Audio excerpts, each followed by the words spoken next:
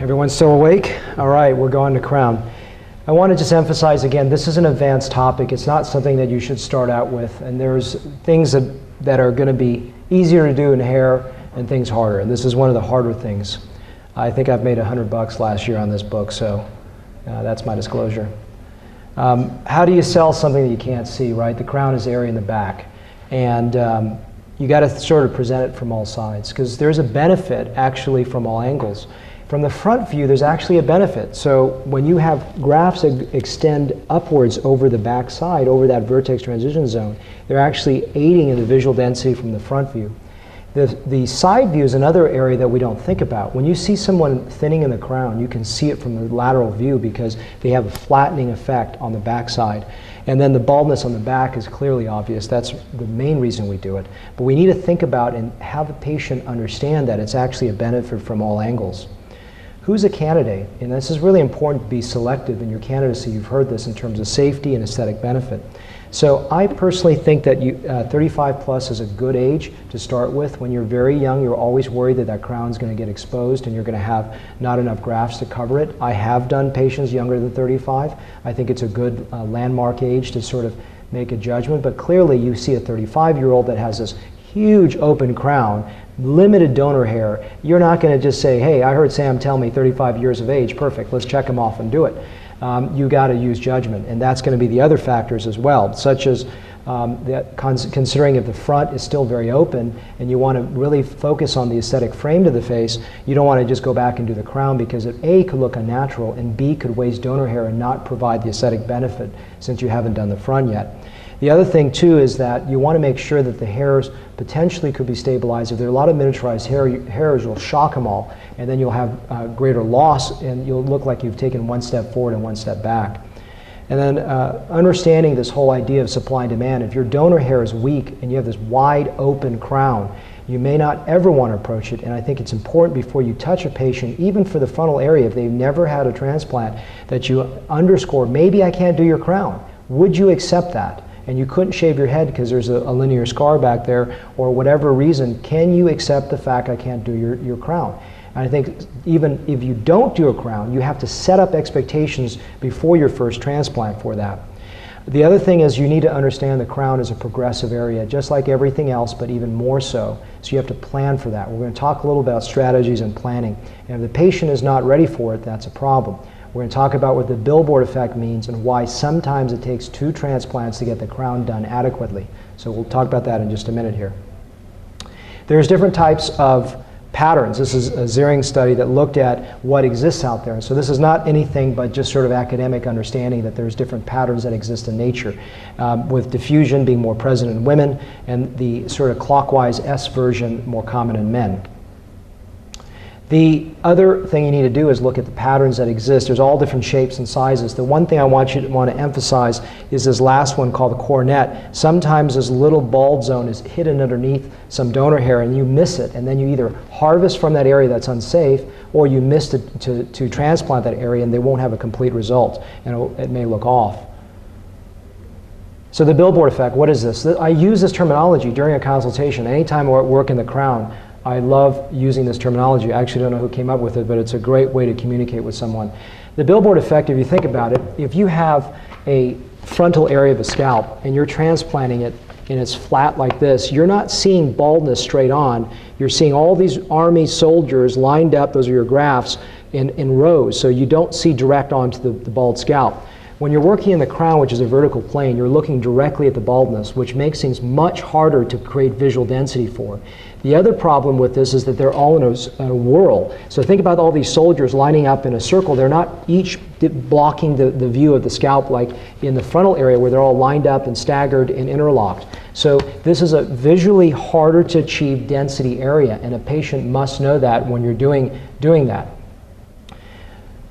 Planning the donor area. Where are you going to harvest? You know, what's safe? If you look at this, you can sort of see that there's this little cornet area. And if you start harvesting that area, A, he could recede into it, and B, he's already bald in the area. So you want to avoid that area when you're planning the donor area. And you need to take enough grafts to get the crown done. That's a wide, big crown. You need to be able to cover it. So for me, a long harvest is usually what I do, sometimes up to 30-some centimeters if I can get it. Be careful again, I just emphasize harvesting the temple area if you haven't done that.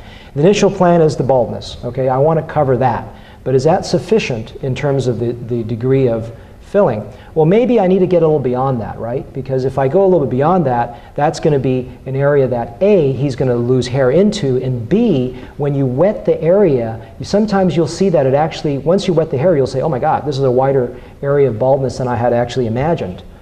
And the other thing too is when you're working on an older patient, you could become more conservative because he probably is going to lose less hair. What is older? It's a relative term, relative size, all those things. But when you're working on a younger patient, you're always worried about a rapid progression outside of your transplanted zone. So you may have to actually be more aggressive, which may be a little bit counterintuitive. So you want to be sure you go far enough out there. In women, I talk about the dumbbell-shaped design, which is something I came up with to understand the Christmas tree pattern with a little bit of extension in a small crown area that sometimes we neglect. So this is something that I typically see in women. When you're talking about the crown, we also have a vocabulary that we can communicate. We heard earlier about hairlines, central forelocks, lateral humps, etc.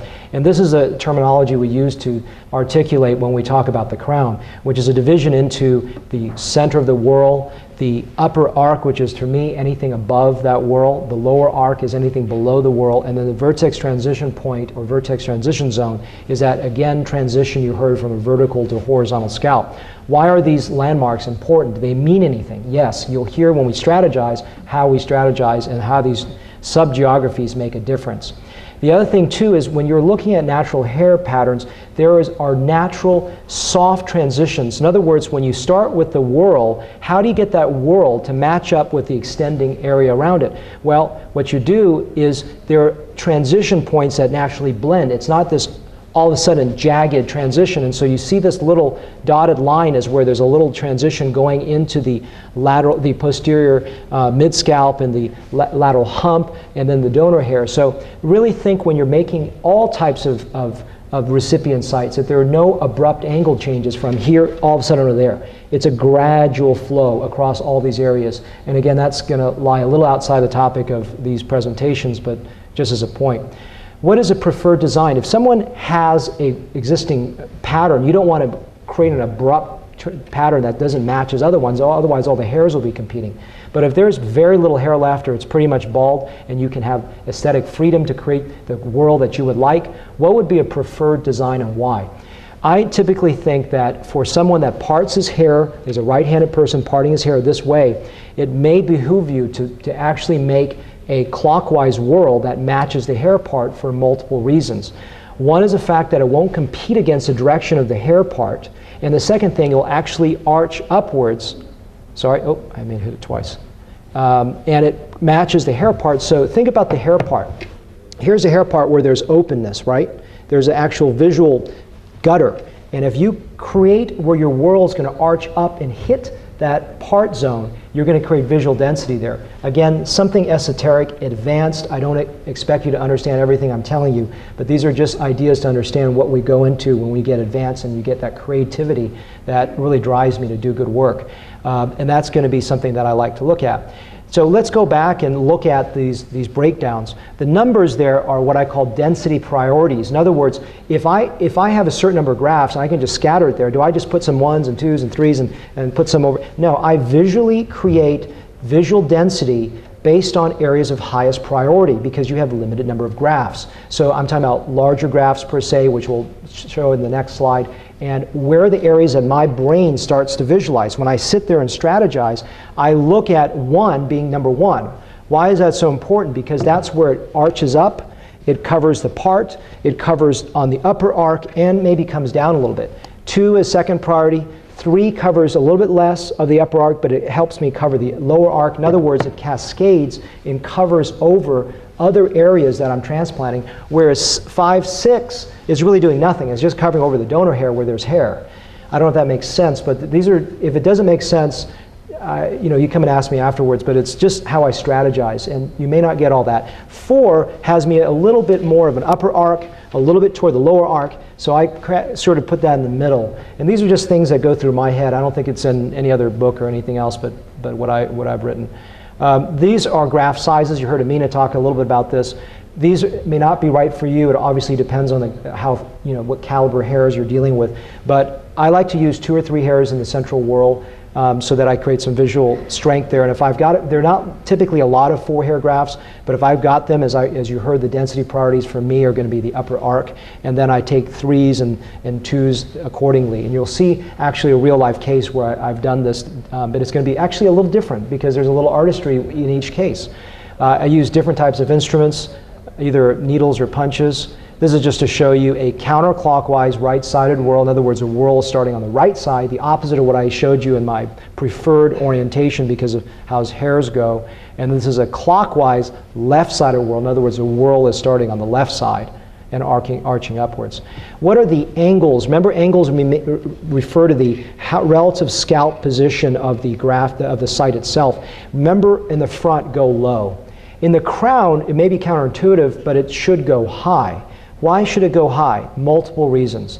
Number 1, think about when these grafts sit in a whorl pattern. If they're very flush and flat, you're only going to put a certain number you can fit. When they're tilted up, they can compress into a closer packed zone because they're all more tightly packed, and there's less space that's occupying than when you're going horizontally. The other reason is that, remember that lateral view where that you lose the arc, where it looks flatter? When you create a higher arc on the back side, you're going to have more lift. It's going to create more puff on the back side and it's create more visual density. The other way I like to look at it is I look at when a graft goes vertically up, it will fall back down on itself and create more of a visual pattern on the back side. So these are the opposite of what I like in a hairline. They're very high angles and they're very tightly packed together when possible.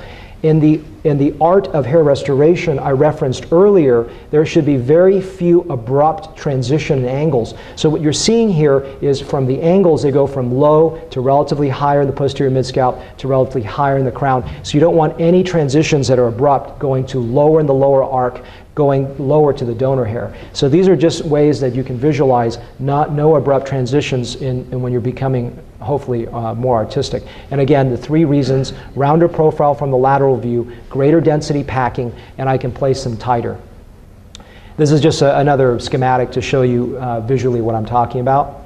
And this is just a case study. This is a gentleman that has existing hair. It's not strong, but there are some, so I've just drawn out the upper lower arc, the vertex transition zone, some of the clockwise whorl that he has starting from the right side.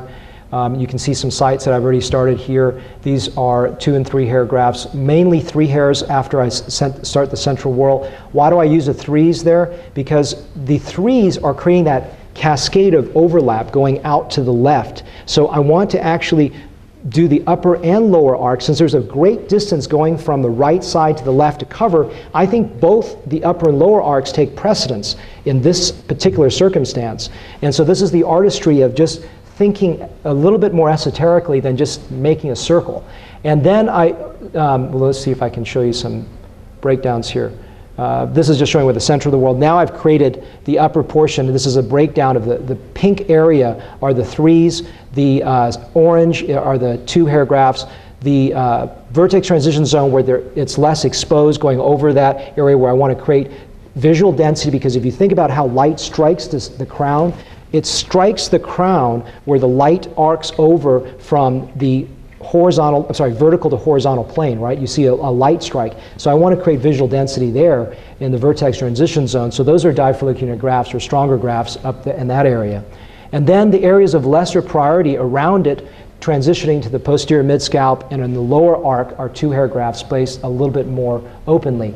And so that's really just a schematic of thinking about it. Now I use everything on EMR digitally, but when I was doing things on paper, I would always draw where the 2s, 3s, DFUs should go for my staff so they would know the blueprint. Even though it's in front of them, it's sometimes hard to read what's a 2 and 3. I'll sit there and show them these are my 2s and 3s and how here are the angles that I've created so that they don't have a hard time trying to match my whirl. So I always like color coding and drawing. And this is the fun thing. Even if you don't understand all the details I just presented to you, understand that hair restoration is not just a mechanical exercise, it's an artistic one. And I really didn't understand that for the first few years in practice until you start to see. When your brain, the light switches on and you can see the artistry behind what you do, your passions start to be driven better and you start to create works of art. And I think that's what makes hair so much more fun. This is just showing after the grafts have been placed. And then the other thing too is patient positioning. Remember what I told you, that when you're positioning a patient, when they're doing the hairline, you want them supine so that you can make the low angles. And then when you're doing the upper crown, I like to stand behind the patient so that you can get the lift there and work around that way. But then when you have them, if it's a clockwise whirl, you want them to be actually rotated over to one side so your hand doesn't have to torque and turn around. And then I like to position the patient for a counterclockwise whirl on the opposite side. It makes things much easier for my hand to go around and do that, especially the lower arc. When I'm doing planning for a patient, I usually tell them, let's do the front first. Let's do the crown a year later from now when the scar is relaxed and we see what's grown in the front. Maybe I'll put a few more grafts to fill in the areas. And then sometimes you need to come back and touch up everything a third time. Do you need the third time? It's always better to inform them that they may, so that you don't get in a situation that they feel like they're inadequate with only 2 sessions. And sometimes you need to tell them more.